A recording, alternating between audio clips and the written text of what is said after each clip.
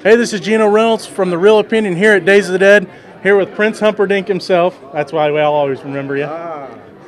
Chris Sarandon. Now, Chris, one thing I always wanted to ask you, are you surprised by the success, the long-lasting success of The Princess Bride? I don't think that any of us knew, and I think we've talked about this among ourselves as well as in public, that the movie was going to have this kind of multi-generational life that it's had. But it makes a lot of sense in many ways because so many people started watching it when they were kids, then they watched it with their kids, and now we have literally a third generation now watching it with their children. And it's the kind of movie that tends to get more interesting and more fun the older you get as well. So it makes perfect sense in retrospect. But I don't think any of us thought that it would have this kind of sort of general kind of audience cult status that it's had. Now, was a sequel ever discussed? Bill Goldman has talked for years about a sequel that he was going to call Buttercup's Baby. But as he said, we recently had a retrospective, not a retrospective, but a 25th anniversary celebration at the New York Film Festival.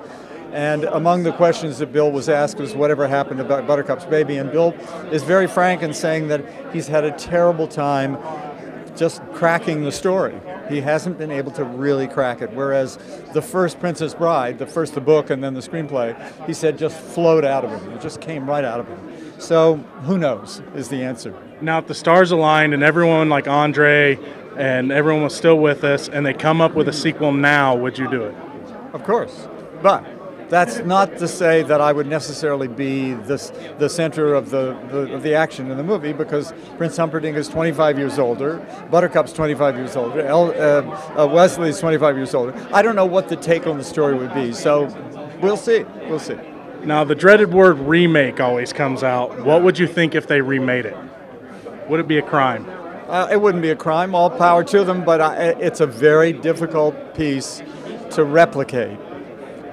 Because it was just a very special movie of its time, and it still exists in a very special way in people's minds. So it's really hard to recreate something like that, I think. Now I want to move on to some of your voiceover work. Of course, you've done Jack Skellington among others. Do you prefer doing voiceover work to on-screen acting or vice versa? Well, definitely don't prefer it, but I do like doing voice work. It's a different animal. You're creating a character that's literally already exists visually in somebody else's mind, out of somebody else's hand. So you have to try to fulfill that physical manifestation of the character with your voice. And it also generally is a much more heightened kind of way of working, too, the animation world. But it's fun. I always have a great time doing it. Now, when you watch movies, who do you like to watch? Oh, golly. Well, first of all, I'm a big old Hollywood movie fan. So I'm a TCM freak. I watch, who do I like to watch? Cary Grant, Spencer Tracy, Katharine Hepburn, Veronica Lake, Joel McCrea. The list goes on and on and on. There's so many wonderful character actors from the history of Hollywood that I just love, love, love. And then there are also a lot of really wonderful contemporary actors that I like who are too numerous to mention. What's your favorite movie of all time? Just off the top of my head, Lawrence of Arabia.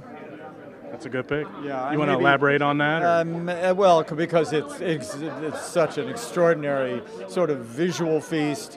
The acting is amazing in it. It's a great story. The cinematography is just to die for.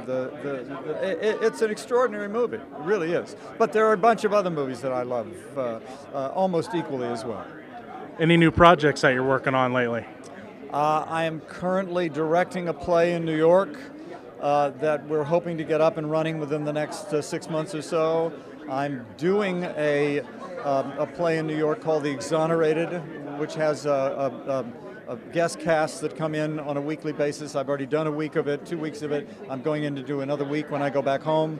I have a movie that's coming out in the winter sometime called East of Arcadia.